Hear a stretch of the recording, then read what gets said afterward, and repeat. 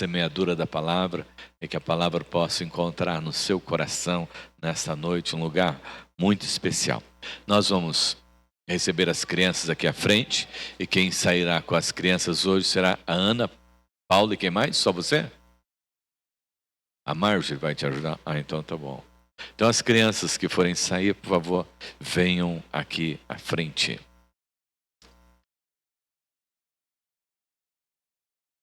Fernando, quem que está ficando para trás? Mateu, tem mais algum? Aaron, hello? Venha fazer parte aqui que o Moisés está precisando de você aqui para a oração. Sabe que o Arão e o Ur foram os dois que deram apoio lá para o Moisés. Nós vamos estar orando agora pelas nossas crianças, pela Ana Paula, que estará com os nossos adolescentes, também já pela palavra. Vou pedir que a Alziana faça esta oração ao Senhor. Tá? Já chega o microfone para a Alziana lá, por favor. Oremos ao Senhor. Pai amado, Deus Sim, querido, Deus. nós te louvamos e engrandecemos o teu Glórias nome. ao Pai, teu te nome, agradecemos Senhor. pela oportunidade de estarmos na tua casa, Deus. Sim, Deus. Obrigado, Senhor Jesus, porque nós temos livre-arbítrio para vir até aqui, ó Pai. Aleluia, Obrigado, Jesus. Senhor Jesus, porque nós temos liberdade, ó Deus, para te adorar, ó Deus, para buscar mais Sim, conhecimento Deus. do Senhor, Sim, ó Pai. Deus. Obrigado, ó Deus, Oh, pela vida Jesus. dessas crianças nesta Obrigado, noite, Senhor. ó Deus. Obrigado pelos pais que trazem Oh, eles, ó Jesus. Pai, com alegria em Aleluia, seus Jesus. corações, ó Deus, Obrigado, sabendo, ó Deus, que Sim, não há Deus. caminho melhor Sim, para Deus. ensinar para os filhos, ó Sim, Pai. Deus. Não há legado maior, ó Deus, para nós deixarmos para eles, ó Deus. Que o Senhor abençoe a vida Sim, dessas Deus. crianças, ó Abençoa, Pai, Pai. juntamente com a Ana Paula, que vai Sim, estar Deus. trazendo a palavra. Sim, Deus. Ah, Jesus, que Sim, o teu Pai. Santo Espírito esteja falando através Amém, da vida Jesus. da Ana Paula, ó Pai. Sim, Que Deus. os corações, Senhor Jesus, estejam preparados ali para ouvir a palavra. Sim, Deus. E o teu Santo Espírito sempre lembrá-los de tudo aquilo que eles Sim, aprenderam, ó Deus. Pai. Aleluia, Ah, Jesus. Jesus, que o Senhor possa estar abençoando, que Está, seja Senhor Deus. uma noite de bênção Abençoa, ali Pai. com as crianças, ó Sim, Pai. Deus. Queremos te pedir também, ó Pai, pela palavra que vai Sim, ser Deus. ministrada aos nossos corações, Sim, ó Pai. Deus. O Senhor já falou com o pastor. Amém, Jesus. E agora nós pedimos, ó Sim, Pai, Deus. Espírito Santo, Fala dê conosco, iluminação, Senhor. ó Deus. Ilumina, Fale Senhor. através Ilumina, dele, ó Senhor, Pai. os nossos Usa-o, corações. Senhor, Em como nome vaso de Jesus, bênção Pai. para as nossas vidas, ó Aleluia, Pai. Jesus. Que a palavra Glórias seja, a ti, Senhor, Jesus. de exortação, de Sim, Deus. ânimo, ó Pai, Sim, de Deus. direção, Sim, Senhor. Deus. Que o Amém, Senhor Jesus. fique conosco, é o que nós te pedimos e já te agradecemos, em nome de Jesus. Amém. Amém, Senhor. Amém, amém, amém. Podem ir.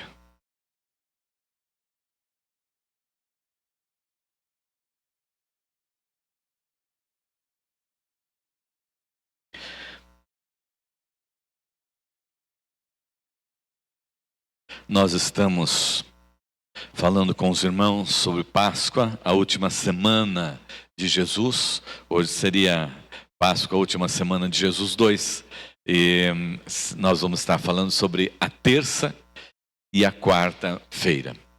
A rotina, amados irmãos, de Jesus durante a última semana, né, de domingo até quinta-feira, foi a seguinte, né? Todos os dias Jesus subia para dormir no Monte das Oliveiras e descia pela manhã para o templo. E no caminho ele ensinava os seus discípulos. É importante que nós tenhamos esta visão e possamos viver, né, essa terça-feira pela manhã de Jesus, né, que será uma terça-feira assim, difícil para ele, né, mas qual dia de Jesus sobre a face da terra que não foi um dia difícil, um dia de lutas, né? Começou pelo seu nascimento, né? Nasceu já sendo perseguido. Eu gostaria que você pudesse, né, nesses dias em que nós estamos meditando e depois na sua casa, refletir um pouco sobre o que Jesus passou, como ele viveu e quem ele confrontou na última semana que desencadeou exatamente a sua perseguição e a sua morte, né? Ele confrontou na última semana exatamente, a começar, né, pela igreja, pelos da fé, né? E aí então foi também para o setor da política e tudo mais. Mas foi um confronto com a igreja. Então, quando nós estamos meditando sobre esta última semana de Jesus, nós temos que olhar para nós mesmos, refletir para nós.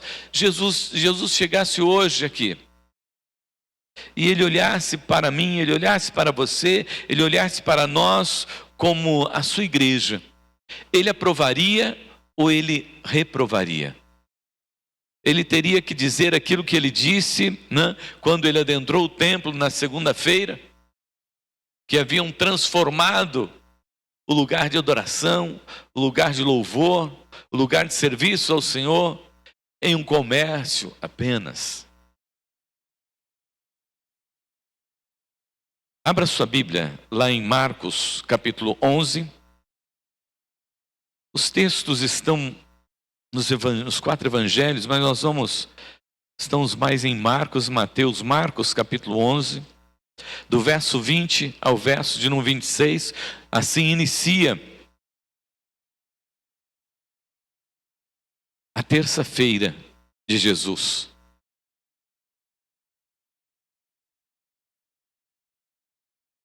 Marcos 11, do 20 ao 26. Passando eles pela manhã, viram que a figueira secara desde a raiz. Então Pedro, lembrando-se, falou: Mestre, eis que a figueira que amaldiçoaste secou. Ao que Jesus lhes disse: Tende fé em Deus, porque em verdade vos afirmo que se alguém disser a este monte, ergue-te e lança-te no mar, e não duvidar no seu coração, mas crer que se fará o que diz, assim será com ele. Por isso vos digo que tudo quanto em oração pedirdes, crede que recebestes, e será assim convosco. E quando estiverdes orando, se tendes alguma coisa contra alguém, perdoai, para que o vosso Pai Celestial vos perdoe as vossas ofensas. Mas se não perdoardes também, vosso Pai Celestial não vos perdoará as vossas ofensas. Marcos nos conta, amados irmãos, que na terça-feira, pela manhã, Jesus está retornando. Seu objetivo é chegar até o templo, mas ele passa perto daquela figueira que Jesus havia amaldiçoado. E Pedro diz assim: Senhor, essa figueira secou, né? Olha o que aconteceu com essa figueira que foi amaldiçoada aqui na segunda-feira, né? E Jesus aqui aproveita a oportunidade para encorajar os seus discípulos para que tenham fé, para que usem da fé que eles têm aprendido com Jesus a praticar esta fé. E também conversa com eles sobre a questão do perdão. Porque nós precisamos pedir perdão, porque nós precisamos perdoar o nosso próximo, porque se nós não perdoarmos o nosso próximo, nós não seremos perdoados. Se estiver faltando ou ausente o perdão na nossa vida, parece que está ausente a conversão, aquele encontro transformador de Cristo Jesus na vida. E pode ser que você esteja vivendo como os escribas e fariseus, frequentando a igreja, estando na igreja, mas sendo reprovado pelo Senhor, o nosso Deus. É para isso que nós estamos meditando sobre Jesus na sua última semana aqui sobre a face da terra. O perdão, amados irmãos, é uma das vertentes do arrependimento. E isso confirma a nossa fé, a nossa confiança e a nossa entrega para o Senhor. E Jesus tratou com eles sobre esse assunto. Então, para nós estarmos ouvindo isso e olhando para nós mesmos, você tem sido perseverante na sua fé? Só se você orar, vai acontecer. Creia, não duvide. Também, se você tem alguma coisa contra o seu irmão, perdoe. Porque se você não perdoar, você não vai receber o perdão. E aí Jesus continua, seguindo para o templo pelo qual ele já passou e reprovou. Mas ele retorna, porque é ali o lugar onde ele tem de ensinar a sua palavra e de confrontar exatamente a religião, exatamente a fé, exatamente aqueles que têm os ensinamentos do Senhor, mas que estão com o coração distante do Senhor. Que têm os ensinamentos do Senhor, que têm a palavra do Senhor, mas que estão distantes do Senhor. E é dessa vez, quando ele chega ali no templo, ele é questionado na sua autoridade por aquilo que ele fez na segunda-feira. E eles perguntam a ele, né? Ô Jesus, lá em Marcos 11, 28, pergunta a ele, com que autoridade você fez essas coisas? Com que autoridade o Senhor fez essas coisas, né? Os principais sacerdotes, escribas, né, abordam Jesus e perguntam, como é que o Senhor faz isso? Né? Quem que o Senhor pensa que o Senhor é para fazer essas coisas? Veja bem, ali estavam aqueles que tinham a palavra nas mãos, que tinham todo o conhecimento nas mãos, mas não reconheciam a Jesus. Na cabeça deles, amados irmãos, eles eram autoridades sobre o templo e sobre todas as atividades daquele local. E Jesus não tinha direito de fazer o que tinha feito na segunda-feira. E agora eles queriam pegar Jesus nas suas perguntas, né? Nas atividades de Jesus.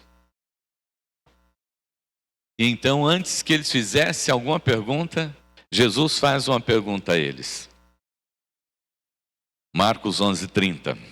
A autoridade de João para batizar vinha do céu ou era apenas humana? Responde-me, e eu vou responder para vocês com que autoridade eu fiz o que fiz na segunda-feira. Observe, irmãos, que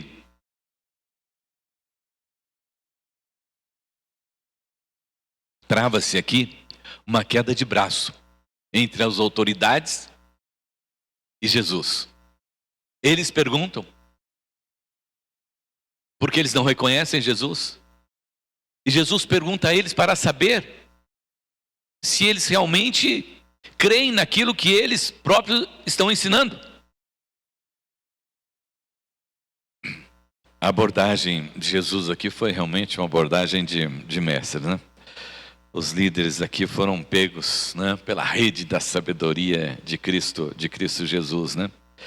E eles ficaram sem resposta, né? Eles não quiseram responder a pergunta de Jesus, porque eles sabiam, né, que se eles dissessem que a autoridade de João vinha do céu, né, a conclusão seria óbvia, né? Então, Jesus dizia para ele, por que vocês não creem do que João diz a meu respeito? E se eles dissessem, né, que a autoridade de João vinha do homem, eles provocariam a ira de toda aquela multidão que tinham João como profeta. Então eles acharam melhor se calar, ficarem de boca fechada.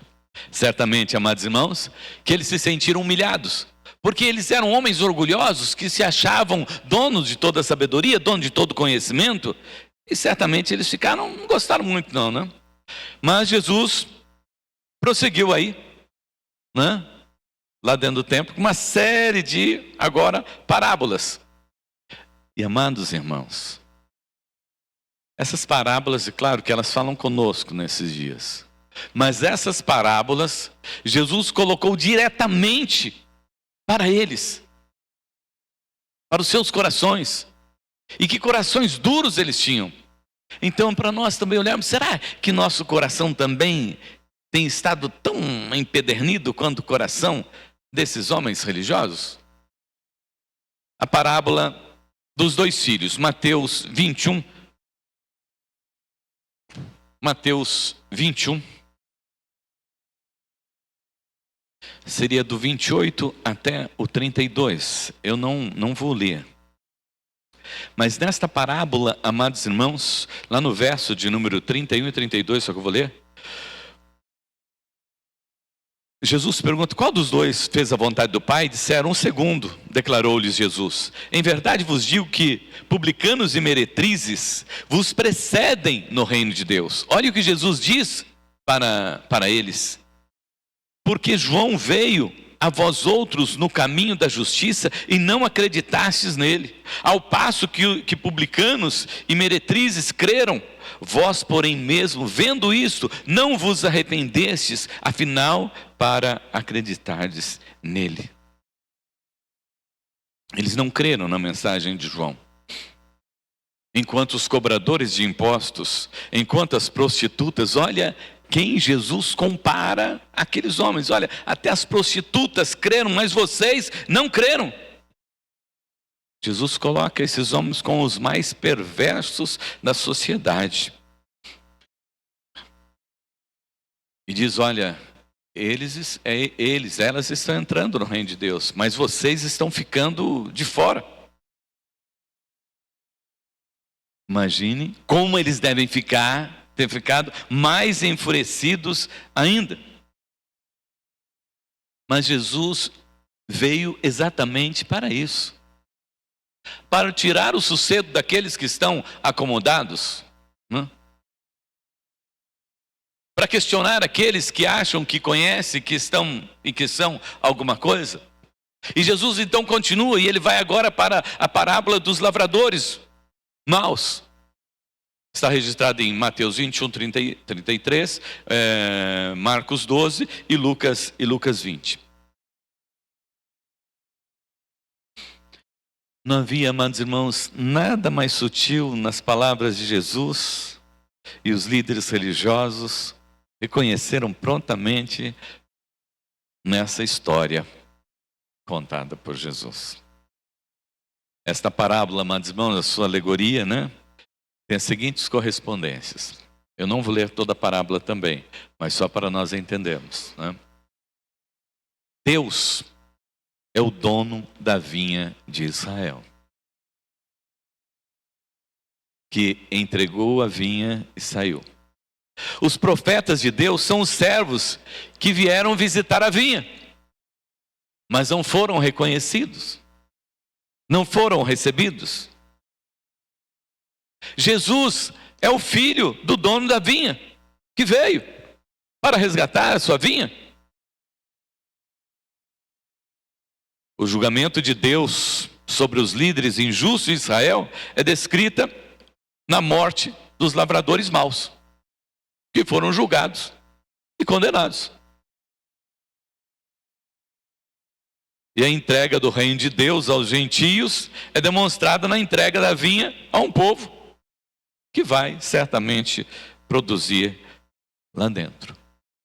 Então Jesus, nesta parábola, amados irmãos, ele conta essa parábola e condena os escribas e fariseus e os religiosos da época diretamente, sem fazer volta. Às vezes nós achamos que o evangelho precisa ser pregado de forma que a pessoa possa entender que esse é um evangelho de amor, que esse é um evangelho da graça, que esse é um evangelho da salvação, que esse é o evangelho de Jesus Cristo. Mas esse é o evangelho de Jesus Cristo que veio para trazer cura, libertação e salvação, para purificar. Os irmãos observam que Jesus sendo direto, olha, vocês, como aqueles que se dizem conhecer a palavra, estão completamente fora. Numa outra expressão, nós podíamos dizer aqui, ó, vocês estão todos no inferno. Vocês são todos religiosos mesmo. Não tem lugar para vocês aqui não. E Jesus continua ainda, amados irmãos. Oh, que semana difícil, que semana de luta, que semana, né, de confronto foi essa, que semana, hoje, né, terça-feira, um dia difícil para Jesus. Aí ele conta a parábola do banquete, de casamento, lá em Mateus 22, de 1 a 14, né?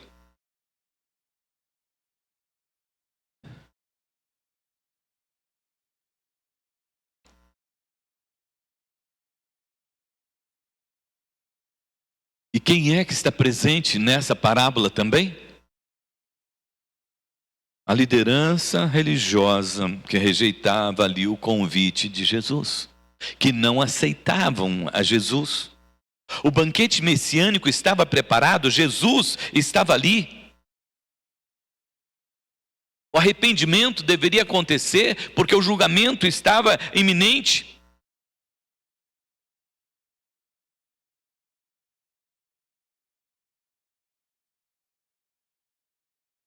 Jesus estava ali, diante deles, e dizendo: olha, o banquete está preparado, vocês estão convidados. Mas eles não queriam. Então a multidão olhava para Jesus e admirava o ensinamento de Jesus, o conhecimento de Jesus, como Jesus falava, e eu creio que eles se deliciavam com aquilo, porque eles tinham realmente os fariseus e os escribas e os religiosos da época como hipócritas, como Jesus os chamou. Então o povo olhava e o povo recebia Jesus e admirava, porque Jesus os confrontava. E a cada momento eles ficavam mais irados, porque não achavam oportunidade para confrontar Jesus, para prender Jesus, né? Porque eles tinham medo da população, do povo que estava ali, né? Então agora eles vão começar a fazer algumas perguntas para Jesus. Eles vão perguntar sobre o tributo. Mateus 22, 15 a 22. Então, eles enviaram os fariseus, né? Os fariseus eram uma seita judaica conhecida pelo zelo de cumprir a lei, né? Eram aqueles que cumpriam a lei, eram os homens da lei. Também os herodianos, né? Aqueles que eram leais à dinastia de Herodes, né? Eles foram enviados para fazer as perguntas para o Senhor, cuja resposta, qualquer que fosse, não servia para eles, porque eles não queriam saber da resposta de Jesus. Eles queriam encontrar argumento para pegar Jesus e para prender Jesus. Aí então eles perguntam para Jesus: é lícito pagar impostos a César ou não? Pegadinha. Eles queriam pegar Jesus de alguma forma. Ainda que eles fossem, né, inimigos, os herodianos e os fariseus, mas eles se uniram para tentar pegar Jesus. O diabo é o diabo mesmo, né? O diabo é mau mesmo, né? Os inimigos se unem para combater aquele que é santo. Entretanto, a resposta de Jesus, né, foi sábia e não deu oportunidade, né, para eles, e escapou da armadilha deles, né? Porque Jesus responde: olha, vocês vão dar a César. Quem é que está na moeda aí? É César? Então vocês vão dar a César o que é de César. Quando Jesus diz isso, Jesus está dizendo: olha, vocês que têm a esperança de que haja mudança, quando houver mudança nessa moeda, vocês vão pagar imposto para quem estiver nessa moeda. Opa! Então, se houver mudança, nós vamos pagar imposto para outro, não será mais para o Império Romano. Jesus deixa, de uma certa maneira, esperançosos. Pode haver mudança. Aí então, e Jesus diz: dai a Deus o que é de Deus, porque eles tinham conhecimento de que o homem foi criado por Deus e foi criado para o louvor da sua glória, e que tudo que nós temos pertence a Deus, então nós temos que dar tudo para Deus. E eles ficaram sem saída. Jesus desarticulou a sabedoria e o conhecimento deles. Mas eles não deixaram barato, né? Aí então, vamos saber uma coisa com Jesus, sobre a ressurreição, né? Aí então vem os herodianos, né? Porque e os saduceus, né? Uma seita que negava a ressurreição dos mortos. Então eles avançam para testar Jesus. Era uma questão bastante complicada, né? Essa questão da ressurreição. E a pergunta foi colocada para fazer com que a crença de Jesus na ressurreição parecesse uma coisa ridícula. Mas o nosso Deus é o Todo-Poderoso. É aquele que estava lá no início, na criação de todas as coisas. Foi Ele que esteve com o Senhor quando foram dadas as leis. E como eles acreditavam, né, nas leis do Antigo Testamento, onde é que Jesus vai? Lá no Antigo Testamento, né? E cita lá Êxodo 6, 15 e 16, né? Destacando que Deus não é Deus de mortos, mas Deus é Deus de vivos. Com essa resposta se desarticula. Se Deus, se lá, né, em Êxodo está escrito que nosso Deus é Deus de vivos e não Deus de mortos, então é porque existe a ressurreição. Deus é Deus de vivo, não é de morto. E eles silenciam, não tem como continuar questionamento aqui. Jesus os pega exatamente onde eles têm conhecimento e onde eles estão se baseando. Mas eles continuam e perguntam para Jesus sobre o grande mandamento, né? Mateus 22, 34 e 35. Eles perguntam para Jesus. Entretanto, os fariseus, sabendo que ele fizera calar os saduceus, reuniram-se em conselho. Então agora eles se reúnem em conselho. Porque o objetivo deles é encontrar alguma coisa de errada, resposta errada em Jesus. E um deles, intérprete da lei, né, sabedor, conhecedor, experimentando, lhe perguntou: Mestre, qual é o grande mandamento na lei? Respondeu-lhe Jesus: amarás o Senhor teu Deus de todo o teu coração, de toda a tua alma, de todo o teu entendimento. Este é o grande e o primeiro mandamento. O segundo, semelhante a este: amarás o teu próximo como a ti mesmo. Novamente, amados irmãos, Jesus não fala dele. Jesus cita a palavra, como ele fez diante de Satanás. Está escrito.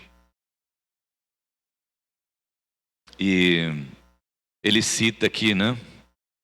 Levíticos 19, 18 e Deuteronômio 6, 4, 5, destacando o amor de Deus e o amor ao próximo.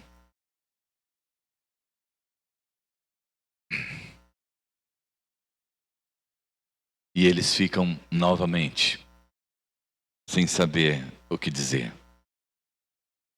Aí então Jesus, para mostrar para eles que eles não têm conhecimento nenhum e que na verdade eles são, como Jesus vai tratar no seu sermão daqui a pouco, que eles são guias de cegos, né? Jesus pergunta para eles, né,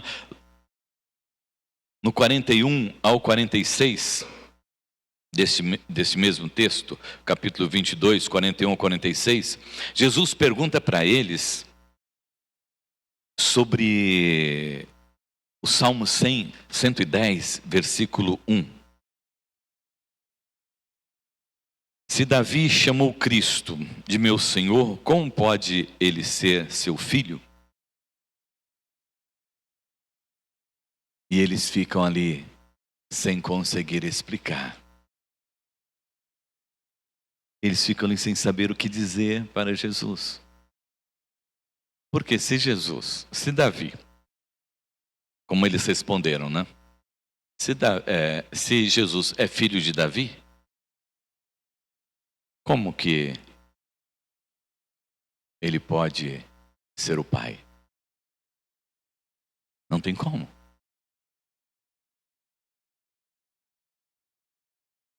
Apenas a linhagem de Davi. Jesus é da linhagem de Davi. Mas Jesus não é filho de Davi. Ele é da linhagem de Davi. E eles ficam, amados irmãos, como que perdidos, porque não conseguem responder para Jesus. E lá no verso 22, 46, diz: e ninguém lhe podia responder e nem ousou alguém a partir daquele dia fazer-lhe perguntas. Então eles perguntaram, Jesus respondeu, mas eles não puderam responder as perguntas de Jesus. E aí então, agora, Jesus faz o sermão profético. No capítulo 24 e 25. Também seria para os irmãos lerem depois, porque nós não vamos ter tempo, né, para falar sobre todo esse texto, né, sobre o sermão. Inicia-se quando Jesus está retirando do templo, né? No capítulo 24. E os discípulos olham para a construção do templo e ficam admirando a construção do templo. Jesus diz: olha, não vai ficar só pedra sobre pedra. Não vai ficar pedra sobre pedra. Todas essas coisas virão ao chão. E depois Jesus prossegue no sermão profético, né? E juntando aqui a parábola das 10 virgens, né? E também dos talentos, ele diz que os discípulos vão experimentar momentos difíceis de perseguição. Isso também para nós, né? Vamos experimentar momentos difíceis e de perseguição. E quando nós olhamos para a nossa realidade hoje, amados irmãos, nós vemos que nós também não estamos muito distantes desse tempo, com a religião, da forma, da maneira com que ela está. Com os homens que se dizem, né, donos de igrejas, doutrinas. Né? Olhamos também para a nossa sociedade e olhando para o Estado também, onde nós temos pessoas que acham que eles são donos das leis e que eles podem fazer as leis e executar as leis do jeito que eles querem e condenar quem eles querem, da maneira que eles querem fazer. É isso que nós encontramos hoje também. Encontramos também a igreja que não suporta a palavra do Senhor nosso Deus, que não suportam, né, as sãs palavras, né, e querem um evangelho mais light.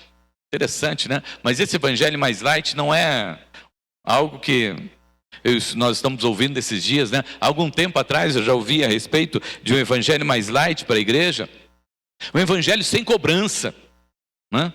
Onde cada um vive do jeito que quer, veste-se do jeito que quer e comporte-se do jeito que quer e não tem problema nenhum. Um evangelho sem nenhuma exigência.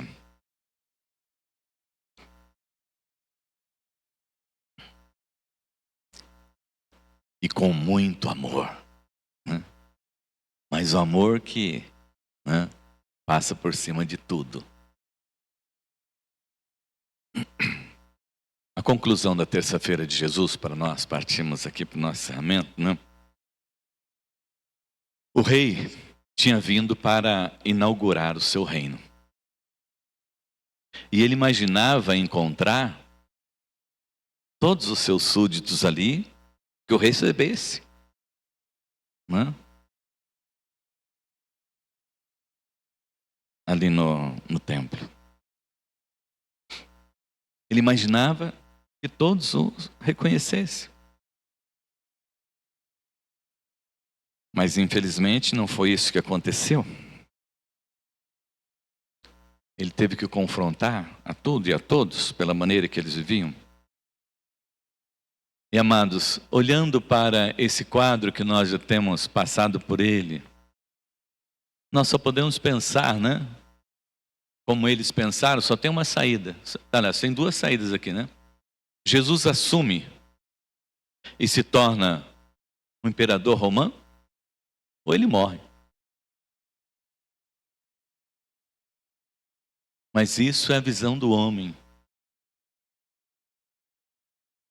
Para Deus havia uma terceira opção, que era exatamente a que aconteceu. Que Jesus morreu na sexta-feira, mas ressuscitou no domingo. Que é o que nós celebramos a Páscoa. Ninguém naquela época podia imaginar tal coisa, né?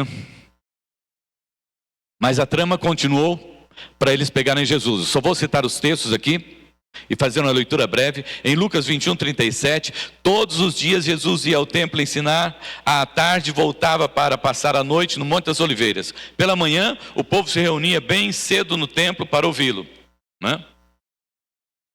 Mateus 26:1-5, quando Jesus terminou de falar todas essas coisas, disse aos seus discípulos: como vocês sabem, a Páscoa começa daqui a 2 dias, e o Filho do Homem será entregue para ser crucificado. Naquela mesma hora, os principais sacerdotes e os líderes do povo estavam reunidos na residência de Caifás, o sumo sacerdote, tramando uma forma de prender Jesus em segredo e matá-lo. Mas não durante a festa da Páscoa, para não haver tumulto entre o povo. Concordaram entre eles. Marcos 14:1-2. Faltavam 2 dias para a Páscoa e para a festa dos pães sem fermento. Os principais sacerdotes e mestres da lei ainda procuravam uma oportunidade de prender Jesus em segredo e matá-lo. Mas não durante a festa da Páscoa, para não haver tumulto entre o povo. Concordaram entre eles. Olha a trama. Lucas 22:1-2. A festa dos pães asmos sem fermento, também chamada de Páscoa, se aproximava. Os principais sacerdotes e mestres da lei tramavam uma forma de matar Jesus, mas tinham medo do povo. A quarta-feira para Jesus passou em silêncio, porque os homens estavam tramando a sua morte. Mas ele continuou na sua prática diária, né? Durante o dia no templo, à noite no Monte das Oliveiras. Naquele dia parece que não houve controvérsias com Jesus, porque eles não tinham mais que questionar Jesus. Eles não tinham mais que conversar com Jesus. Eles já tinham decidido que eles iam matar Jesus. O silêncio daquela quarta-feira, amados irmãos, foi um silêncio infernal. Mateus, Marcos e Lucas descrevem, né? Cada um de um jeito. Mas aquela conspiração que já estava ali assinada, né, preparada pelos principais sacerdotes, escribas e anciãos. Faltam 2 dias. Chegou o tempo. Vamos acabar com Jesus. Mateus conta que essa reunião dos infernos, por assim dizer, né, ocorreu lá no palácio, ou na residência de Caifás. Foi ali.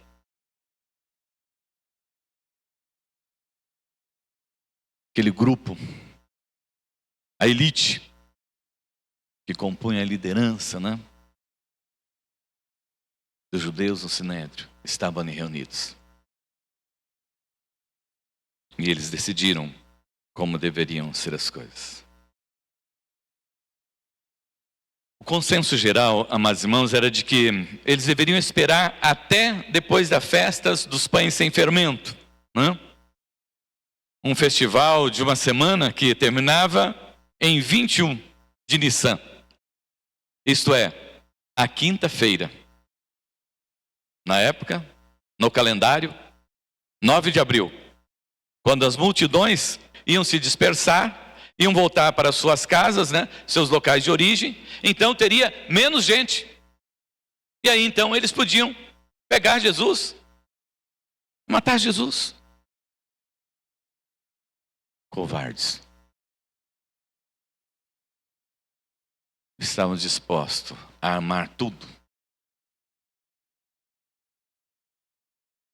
de maneira que não tivesse ninguém para defender Jesus,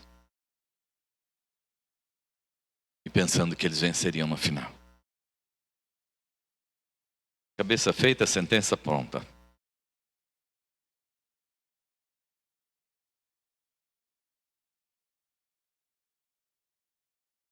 Foi uma quarta, sem questionamento.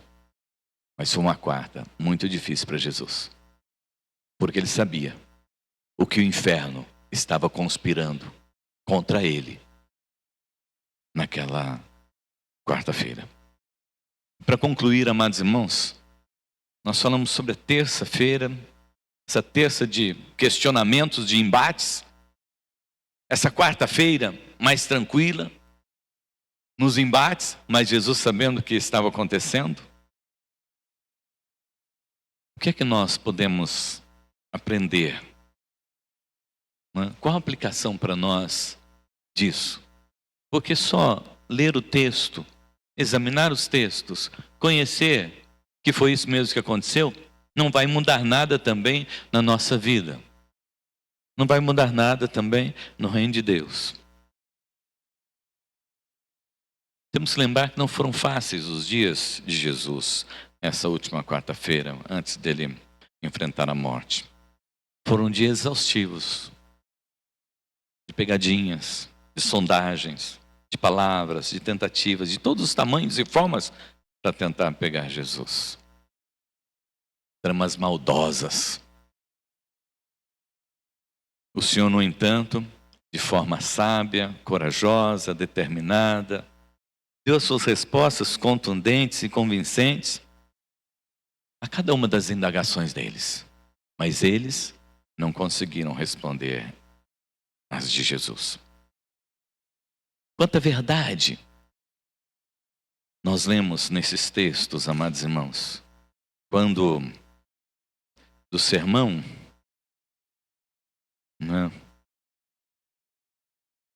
do sermão, quando Jesus fala a respeito dos fariseus, ele os chama de hipócritas, guias de cegos, verdades dolorosas. Mas eles, como ratos e baratas, quando acende a luz, saem correndo e fogem da claridade e fogem da luz. Eles fugiram da presença de Jesus e se refugiaram no reduto deles. Porque não suportaram a verdade, não suportaram a luz que é Jesus.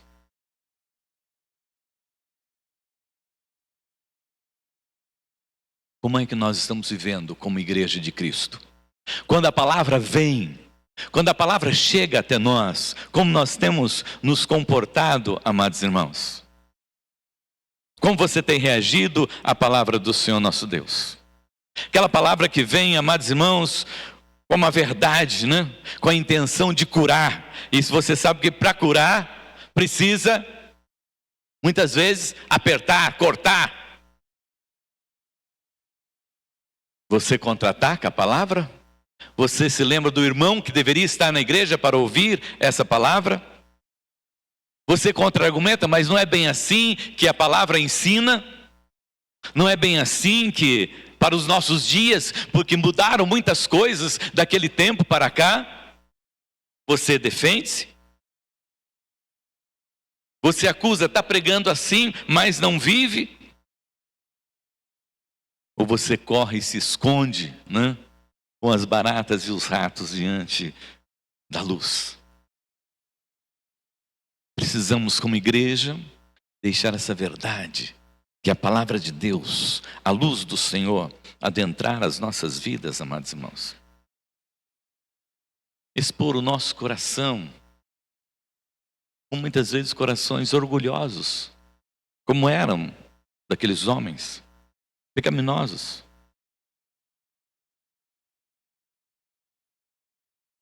Aceite a cirurgia da graça de Deus na sua vida. Às vezes nós precisamos mesmo ouvir, ser desafiado, deixar realmente expurgar toda aquilo que é do homem, propriamente do homem e só do homem, para que Jesus possa habitar em nós. Precisamos deixar a verdade de Cristo nos curar e não fugir como os escribas e fariseus. Fugiam como ratos e baratas. Os falsos profetas deste nosso tempo e daquele tempo diziam que todos queriam ouvir. Mas Jesus não veio para dizer o que eles queriam ouvir. Jesus veio para dizer que Ele é o Rei, Ele é o Senhor dos senhores, Ele é o Senhor da igreja. Os verdadeiros profetas, amados irmãos, também tentam agradar as pessoas. Mas os profetas do Senhor, muitos foram mortos. Todos os discípulos foram mortos porque anunciaram a palavra do Senhor nosso Deus, menos João, que foi desterrado na ilha de Patmos. O mundo não pôde suportar essa mensagem.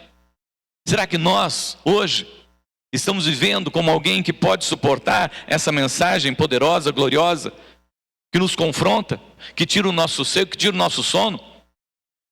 Como é que nós estamos vivendo? Jesus não veio apenas para trazer paz para aqueles que estão perturbados e distantes dele, mas ele veio também trazer problemas para aqueles que são sossegados e acomodados, né? Em uma falsa paz, em uma falsa religiosidade, um falso evangelho.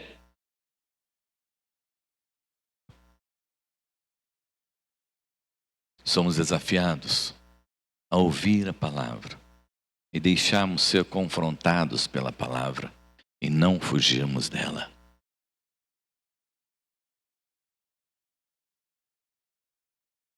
Somos desafiados como Jesus a anunciar a palavra, a perturbar para sarar, incomodar para mudanças. Quando errar, eu erro, você erra, nós erramos. Pede perdão para reparação, porque somos a igreja de Cristo. Diga a verdade em amor e com amor. Seja um profeta, seja você uma profetisa, né? Que prega a palavra, não é profeta que adivinha o futuro, não. Um profeta, uma profetisa que prega a palavra do Senhor, o nosso Deus, né? Nesse mundo de falsas notícias, né? De faz de conta.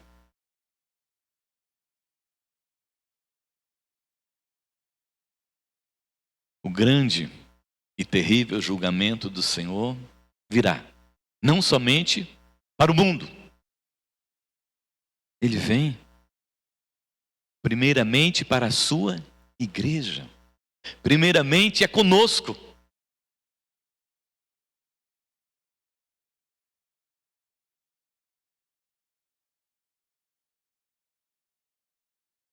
Somos desafiados a despertar para a vida e não dormir mais para o pecado. Desenterrar os nossos talentos. Quantas pessoas, quantos servos do Senhor, dotados, capacitados, né? Mas que não querem compromisso com o reino. Quantas pessoas que nós sempre comentamos, né? Os desigrejados estão aí fora, sem compromisso realmente com a fé, sem compromisso realmente com a igreja de Cristo. Seja vigilante, seja operante, né? Diga a Jesus que você confia nele, que ele é capaz de te salvar, te dar a vida eterna, e por causa disso você entrega a sua vida a ele, ao seu serviço, para a sua obra, em todo o tempo, em todas as horas. Não de vez em quando, não somente quando você puder, né? Jesus não quer saber. E Ele não mede. Não? Como muitas vezes os homens medem, né? Ah, esse tem uma fé grande, aquele tem uma fé pequena. Jesus já disse que o limite da fé é o tamanho de um grão de mostarda. Então não importa o tamanho da sua fé. Uma pequena fé pode nos levar a percorrer todo o caminho até a salvação e a vida eterna. Você não pode reclamar que você não consegue por causa da sua fé. Porque Jesus disse, se você tiver fé do tamanho de um grão de mostarda, você chega à eternidade. O problema é se você quer ser confrontado, mudar de vida, viver realmente o Evangelho de Cristo Jesus, levando salvação e vida eterna para aqueles que estão distantes. E para concluir, irmãos, Jesus já disse que amizade com o mundo é inimizade com Ele. Amizade com o mundo é inimizade com Deus. Então não pense que você vai ter amiguinhos, bonzinhos lá fora. O mundo é terrível. O diabo é o diabo mesmo. E você é servo de Deus. Ele tem assim uma arma muito poderosa, né? Mais do que laser, e está apontado exatamente para o seu coração, para a sua vida. Não está apontado para outra pessoa, não. É para você. Porque você é servo de Deus. O mundo é o mundo. Você está perdido.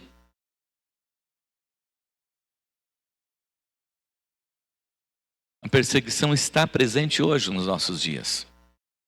É que nós fechamos os olhos para os questionamentos, para as perseguições, para a zombaria, para as descrenças, para aquilo que estão fazendo com a igreja de Jesus Cristo e muitas vezes com os seus pastores. Aliás, eu cito um.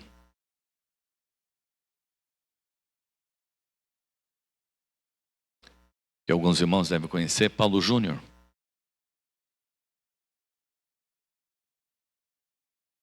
Eu sei que ele não deve estar passando bem, que ele deve estar um momento muito difícil mesmo no seu emocional, na sua vida emocional.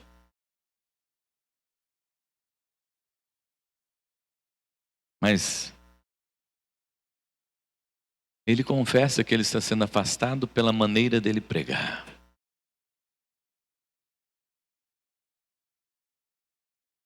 Porque ele sempre foi de confrontar. Ele sempre foi de falar. Mas os ouvidos não suportam ouvir a sã doutrina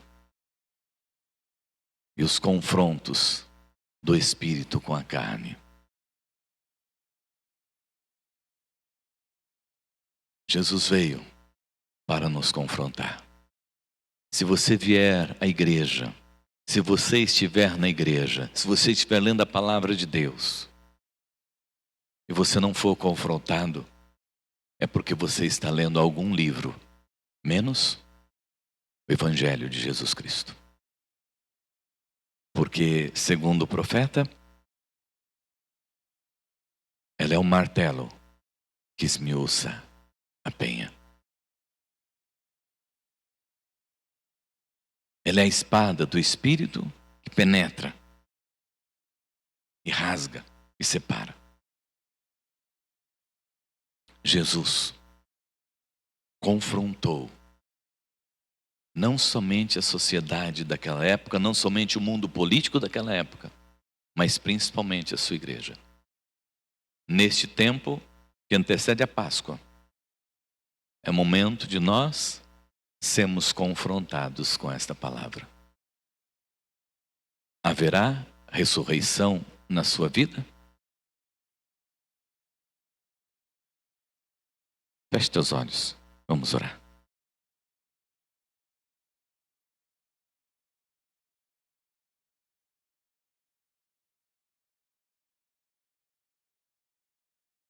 Pai Todo-Poderoso, Deus de graça e misericórdia, louvado e agradecido seja o Teu nome, porque o Senhor é bom, a Sua misericórdia dura para sempre. Mas, Pai, não permita, Senhor, que os nossos corações estejam enrijecidos. Não permita, Senhor, que os nossos corações estejam endurecidos, Pai. Não permita, Senhor, meu Deus, que o nosso orgulho roube, ó Deus, a nossa salvação. Que o nosso orgulho, ó Deus, roube o sangue do Cordeiro Jesus Cristo que foi derramado lá no Calvário de nós, Pai. Não permita, ó Deus, que o nosso orgulho nos leve, Senhor, meu Deus, com a Sua palavra nas nossas mãos, mas para longe do Senhor. Não permita, ó Deus, que a nossa desobediência, que a nossa falta de fé, Senhor, nos leve a fugir da Sua luz, Pai. Mas que possamos, ó Deus, aceitar o resplendor da Sua glória, iluminando, ó Deus, os nossos caminhos, transformando as nossas vidas e tirando, ó Deus, todo o mal e trazendo, ó Deus, a Sua graça maravilhosa, a salvação e a vida eterna, Senhor. E que haja, Senhor meu Deus, mais do Senhor em nós, Pai, e menos de nós a cada dia, Pai. Que possamos, ó Deus, compreender, Senhor meu Deus, o morrer de Cristo nas nossas vidas, para que nós também possamos morrer um pouco mais a cada dia, para que o Senhor habite ricamente, rica e poderosamente as nossas vidas, Pai. Eu oro, Deus, pedindo que seja assim, para o louvor da Sua glória, para a glória do Seu nome, e para que nós possamos viver, Senhor, a igreja que o Senhor quer que vivamos.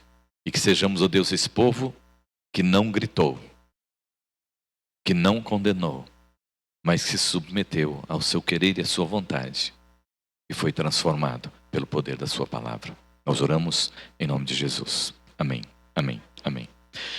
Os nossos avisos.